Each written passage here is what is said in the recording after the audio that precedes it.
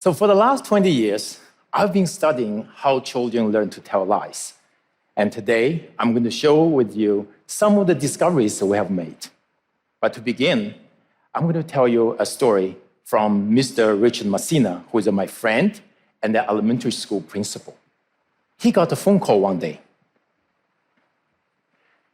The caller says, "Mr. Messina, my son Johnny will not come to school today because he's sick."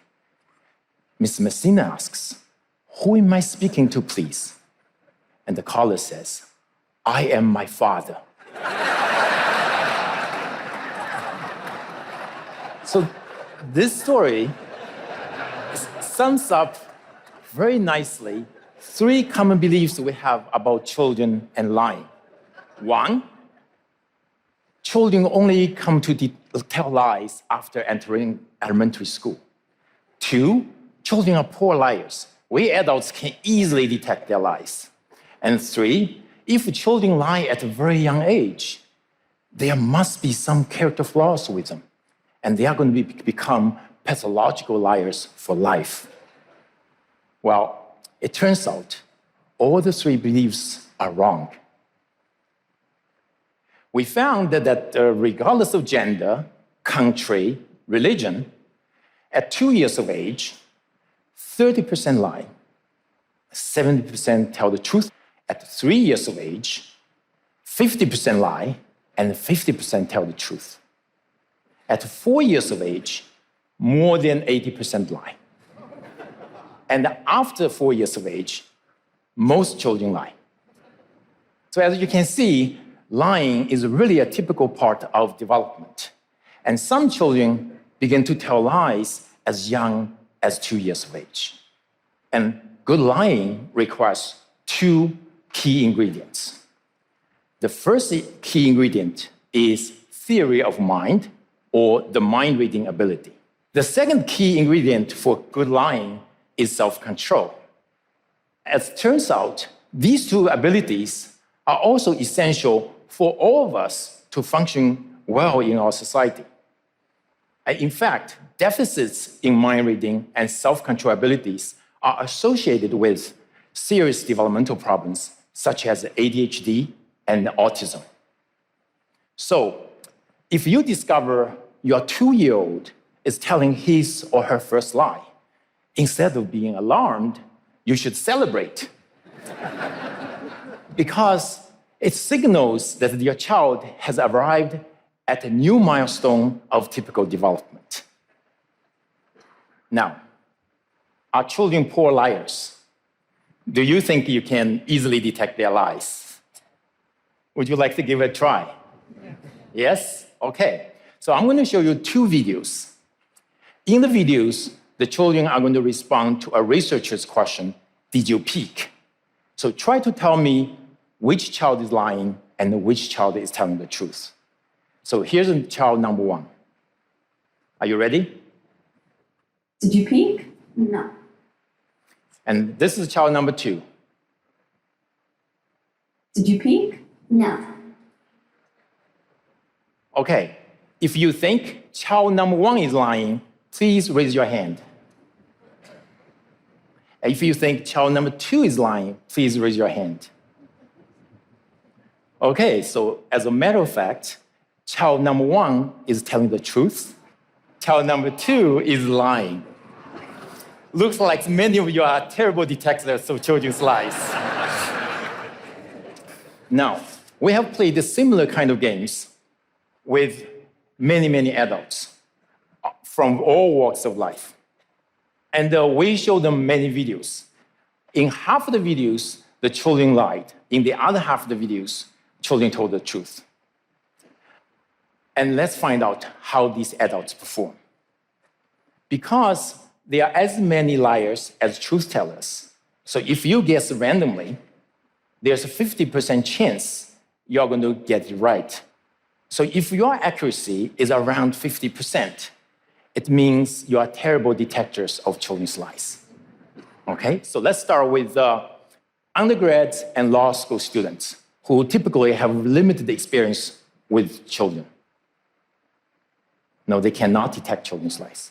Their performance is around chance. Now, how about social workers and child protection lawyers who work with children on a daily basis? Can they detect children's lies? No, they cannot. What about judges, custom officers, and police officers who deal with liars on a daily basis? Can they detect children's lies? No, they cannot. What about parents? Can parents detect others' children's lies? No, they cannot.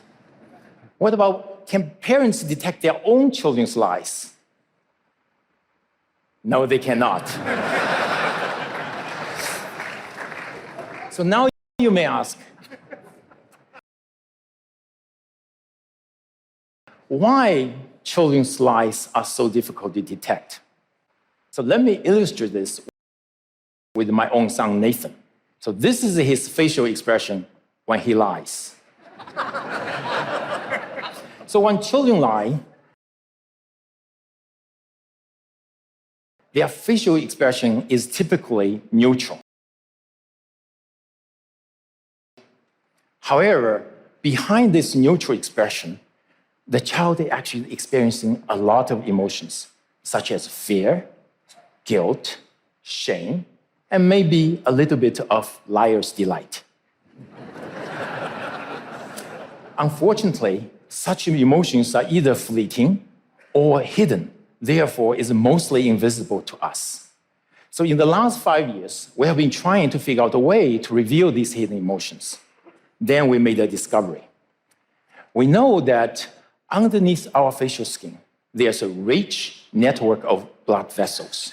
When we experience different emotions, our facial blood flow changes subtly. And by looking at transdermal video images, now we can easily see transdermal facial blood flow changes associated with the various hidden emotions. And using this technology, we can now reveal the hidden emotion associated with lying and therefore detect people's lies.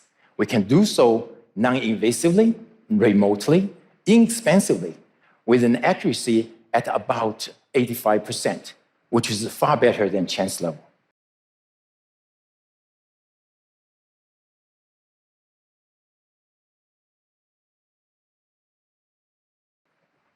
Of course, lying is not the only situation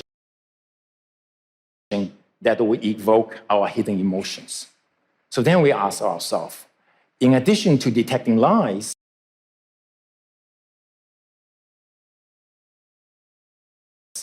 how can our technology be used? One application is in education. For example, using this technology, we can help this mathematics teacher to identify the student in his classroom who may experience high anxiety about the topic he's teaching so that he can help him. And also we can use this in healthcare.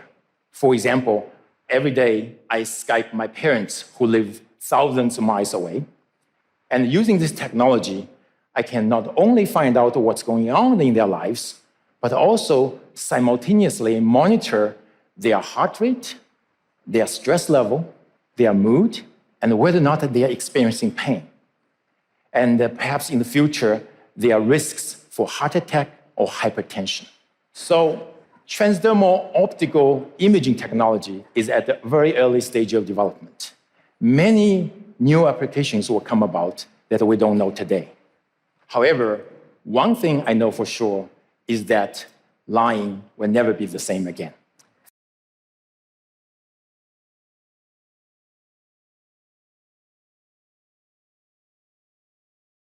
Thank you very much. 谢谢。